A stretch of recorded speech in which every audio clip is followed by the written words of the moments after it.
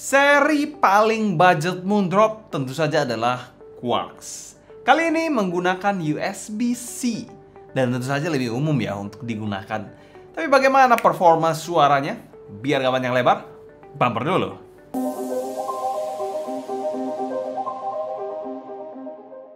Halo semua, selamat datang di channel Sound Negatif bersama dengan saya Sebastian. Seperti biasa akan sharing info dan racun mengenai dunia personal audio, baik audio portable ataupun desktop audio. Brand Moondrop selalu menarik untuk dibahas, baik dari lini yang B aja sampai yang bagus, semuanya menarik untuk dibahas ya. Tidak terlepas juga dari in-ear monitor satu ini yang merupakan in-ear monitor terbudget dari Moondrop. Dari bentuk packaging aja kalian bisa lihat berapa mungilnya packaging dari in-ear monitor satu ini. Dan kali ini in-ear monitornya adalah Quarks yang merupakan penerus dari Quarks yang pernah dirilis beberapa tahun lalu. Dan Quarks ini adalah seri kedua. Yes, seri kedua dan menggunakan DSP untuk in-ear monitor Quarks 2 kali ini. Untuk drivernya juga masih menggunakan driver yang kecil, Micro Dynamic Driver 7,8 mm. Dimana DSP-nya juga sudah mendukung lossless audio. Bicara sedikit soal DSP sendiri sudah menjadi sebuah lifestyle ya menurut saya, karena semua device sekarang sudah menggunakan USB-C, baik device dari Apple sekalipun yang dulunya Lightning sekarang sudah USB-C juga. Android juga USB-C. Jadi USB-C menurut saya akan universal dan banyak digunakan juga pada in-ear monitor ke depannya. Dan kita mau thanks berat juga untuk Senchen Audio sebagai sponsor video review kali ini. Semua link pembelian saya taruh kolom deskripsi di bawah buat kalian tertarik, dan 100% review ini adalah opini pribadi saya. Oke, selain kita bahas packaging dari in-ear monitor satu ini, itu packagingnya seperti ini ya. Kalian bisa lihat aja kotaknya seperti ini, kecil banget ya. Untuk sensasi lengkapnya kalian bisa lihat aja di link di atas ya. Dan untuk packagingnya barebone banget untuk in-ear monitor budget ya, harusnya bisa lebih baik kalau menurut saya ya, harusnya. Tapi ya mungkin memang ini tujuan dari Moondrop untuk buat packaging yang seminimalis mungkin. Ya untuk kelengkapannya juga super minimalis, esensial banget, ada in-ear monitor dan kabelnya nggak detachable ya di sini ya. Lalu juga ada manual book dan 3 pasang air tips. That's it, tidak ada yang aneh-aneh juga di sini. Dan secara umum kami berikan skor B- saja untuk packaging dari in-ear monitor satu ini. Memang saya paham ini monitor yang budget, tapi untuk budget di kelas harga yang sama masih ada One Ear yang juga packagingnya jauh lebih bagus ya dibandingkan Quarks 2 ini ya. Selain kita bahas build quality dari in-ear monitor satu ini. Oke, untuk build sendiri dari in-ear monitor satu ini semuanya berbahan plastik untuk housingnya, dengan housing yang transparan, kalian bisa lihat di sini berbahan plastik, dan terdapat fan hole di bagian faceplate-nya. Di sini ada grill untuk fan hole-nya. Untuk nozzle-nya sendiri juga berbahan plastik ya di sini ya, dengan nozzle yang lurus dan diameternya akan kita ukur sama-sama aja. Untuk nozzle-nya adalah 6 mm untuk bagian terluarnya. Untuk bagian yang dalam sekitar 5,3 mm atau 5,4 atau 5,5 lah. Nozzle-nya ini bisa dikategorikan nozzle yang cukup panjang, sudah ada lipsnya juga dan filter seperti ini ya untuk grillnya. Sedangkan untuk faceplate-nya ini berbahan sama, bahannya plastik dengan finishing yang berbeda. Ada lubang-lubang kecil gitu di bagian tengah faceplate-nya dan berwarna abu-abu doff untuk bagian faceplate-nya ini. Tidak terlalu fancy-fancy gimana ya, rada-rada minimalis juga. Kalau dibandingkan dengan Quarks 1 jelas ini lebih oke lah ya. Quarks 1 seperti ini ya bentuknya ya. Jadi lebih fancy yang Quarks 2, tapi ya nggak gimana-gimana untuk tahun 2024 sih menurut saya. Untuk kabelnya masih sama yang non-detachable cable ya, sangat disayangkan di sini. Tapi nggak dikasih tahu juga bahannya apa ya di sini. Di sini nggak ada air hook ya, karena memang straight down seperti ini. Di sebelah kanan ada mic 3 tombol, pretty good. Di bagian bawahnya lagi ada splitter ya, Oreo Cast dari Moondrop. Bagian bawahnya lagi adalah kabel ya, satu line seperti ini ya, nggak ada aksen-aksen kabel sama sekali. Sleevingnya pun nggak transparan, abu-abu seperti ini, dan menurut saya ya rada-rada lentur, memang rada-rada lentur dikit dan rada tipis juga untuk kabelnya. Untuk jacknya adalah jack berbahan karet seperti ini ya, USB-C cable. Untuk build quality-nya kami berikan skor C+, ya. Build materialnya juga dari housingnya sendiri bahannya plastik yang menurut saya B aja. Ya kurang banget untuk plastik ya, harusnya bisa lebih baik ya. Mungkin resin akan lebih oke sebenarnya ya kalau saya mesti milih ya. Di kelas budget memang saya nggak akan milih yang aneh-aneh, cuma resin mungkin akan a little bit better menurut saya. Lalu bicara soal desainnya juga ya less effort banget desainnya, nggak ada yang menarik sama sekali. Permainan warnanya juga monoton banget menurut saya. Ya, untuk kabelnya pun terkesan murahan, agak tipis seperti ini ya. Jadi nggak ada yang spesial sama sekali untuk build quality-nya menurut saya. Kalau bicara soal fitting in-ear monitor straight down, rata-rata sih aman-aman semua, nggak ada masalah sama sekali.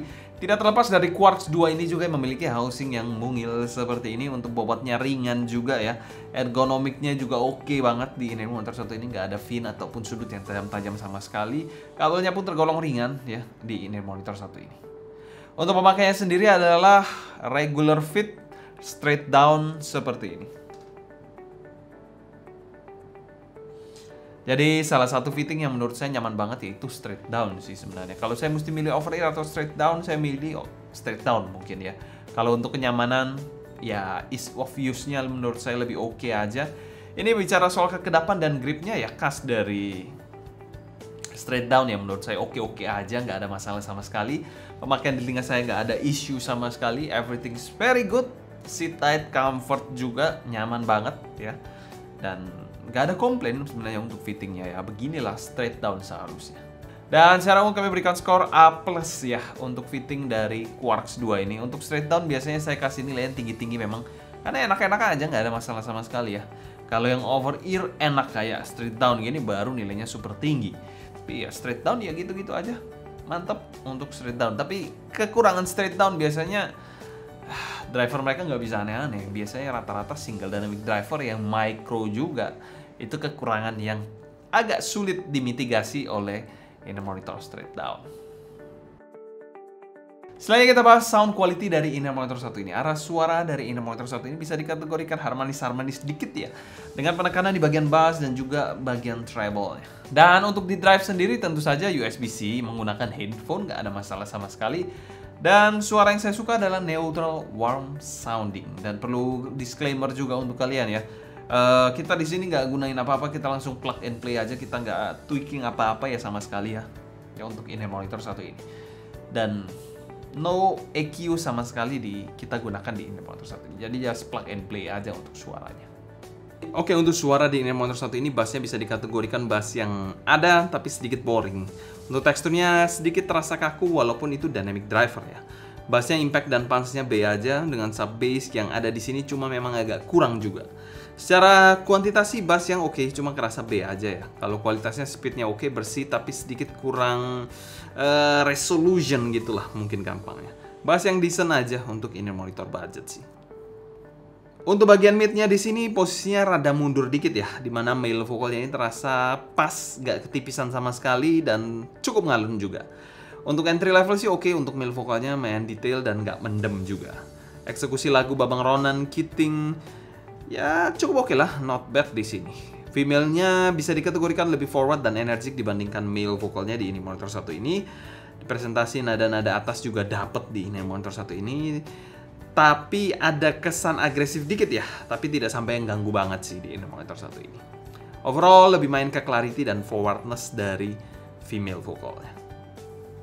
Di sini shouting-nya masih ada sedikit terasa, tapi ya oke lah, masih bisa bearable lah intinya. Selain itu presentasi instrumennya juga oke untuk kelas in-ear monitor budget. Untuk treble-nya di sini agak sedikit mundur, tapi terasa ceringnya dengan kontrol yang oke, jadi tidak terkesan terlalu nyerang atau bikin fatigue sama sekali. Cymbal crash-nya juga oke, rapi somehow. Untuk violinnya juga cukup rapi dan oke aja. Untuk detailnya dan ekstensinya bagian atasnya B aja sih tapi. Sibilance pada lagu Code Cool juga masih cukup terkontrol di in-ear monitor satu ini. Dan secara keseluruhan tonal dari Quartz 2 ini kami berikan skor B+ untuk tonalnya. Secara tonal sih oke-oke aja, bassnya ya selera lah. Midnya oke dengan treble yang nicely done di in-ear monitor satu ini. Sebenarnya kita mau compare juga ya suara dari kedua in-ear monitor ini, tapi saya tadi bingung karena di quarks pertama saya itu 35 dan di sini USB-C. Pada saat nanti saya colok HP saya yang ada 35 Redmi itu suaranya beda antara USB-C dan 35. Jadi tadi ya gimana ini saya coloknya pakai apa? Nggak bawa device apa-apa juga. Jadi ya mungkin kalau saya bilang sedikit ya dari kedua inner monitor satu ini, tapi ya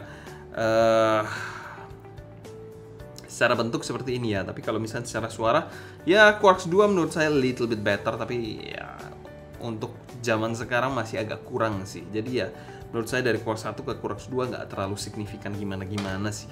Cuma ya secara bentuk lebih besar, lalu juga lebih keren ya. Cuma ya nggak sampai langit bumi banget sih bedanya. Di sini kelihatan driver juga lebih besar ya di Quarks 2 dibandingkan Quarks 1 ini. Quarks 1 ini mungkin 5 mm kalau nggak salah, saya nggak salah ingat ya. Tapi saya nggak berani bilang iya karena saya agak lupa sih. Tapi di sini saya lebih besar untuk drivernya. Tapi ya gitu-gitu aja sih kalau untuk Quarks ini, nggak wow, mind blowing gitu. Untuk kelas entry level nggak juga sih. Selain kita bahas teknikalitas dari inner monitor satu ini, presentasi dari inner monitor satu ini adalah presentasi yang lempeng-lempeng aja menurut saya. Nggak ada something yang terlalu excited, terlalu fun, terlalu musical, terlalu lively, ya agak lempeng-lempeng di tengah aja. Jadi kesannya agak sedikit boring aja sih. Untuk timbernya ya, timber khas dari Dynamic Driver yang menurut saya B aja sih di inner monitor satu ini. Menurut saya drivernya mungkin kurang greng dikit ya. Untuk soundstage-nya sesuai dengan bentuk dari inner monitor satu ini cukup minimalis ya, 2D yang B aja di inner monitor satu ini. Untuk detail dan clarity ya untuk kelas budget harusnya bisa lebih baik lagi.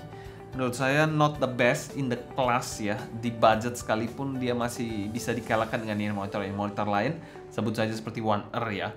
Masih bisa dikalahkan dari segi detail dan juga clarity untuk Quarks 2 ini. Untuk separasi imaging dan positioning, separasinya cukup decent di inner monitor satu ini ya. Bicara soal imagingnya ini agak sedikit kurang layering dengan gambaran, bisa dikategorikan middle agak front row dikit ya. Dengan positioning yang menurut saya juga kurang sih di inner monitor satu ini, nggak terlalu precise banget untuk menggambarkan posisi instrumen ataupun arah suara. Dan sekarang kami berikan skor B- saja untuk teknikalitas dari inner monitor satu ini, not the most technical inner monitor in the class. Menurut saya ya untuk zaman 2024, zaman sekarang ya masih agak sedikit kurang sih untuk kerewelan kuping budget saya. Selanjutnya kita bahas pro dan cons dari inner monitor satu ini. Cons dari inner monitor satu ini yaitu dia nggak detachable cable ya, harusnya bisa detachable mengingat inner monitor di kelas harganya sudah detachable semua ya.